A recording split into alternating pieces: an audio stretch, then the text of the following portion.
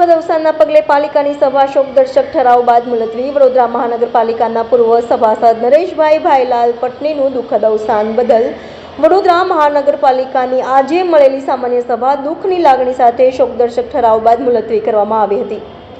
નરેશભાઈ પટણીએ વડોદરા મહાનગરપાલિકાની 2005માં યોજાયેલી ચૂંટણીમાં ચૂંટણી બોર્ડ નંબર 20માંથી મ્યુનિસિપલ સભાસદ તરીકે ચૂંટાઈ આવ્યા હતા।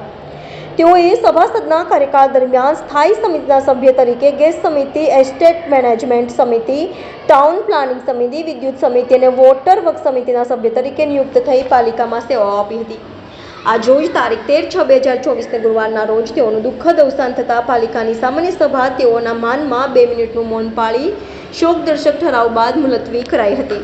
વડોદરા મહાનગરપાલિકાના પૂર્વ મ્યુનિસિપલ સભાસદ શ્રી નરેશભાઈ ભાઈલાલભાઈ પટનીનું 13 જૂનના રોજ દુઃખદ અવસાન થયું છે। સમગ્ર સભા ભારે શોક અને દુઃખની લાગણી વ્યક્ત કરી છે અને સાથે આજે શોકદર્શક ઠરાવ રજૂ કરી અને આ સભા એમના માનમાં આજ રોજ મુલતવી કરવામાં આવી છે અને આજની ત્રણેય સભા 15મી જૂન શનિવારના રોજ 5 વાગે, 5:30 વાગે અને 6 વાગે ફરી મળશે।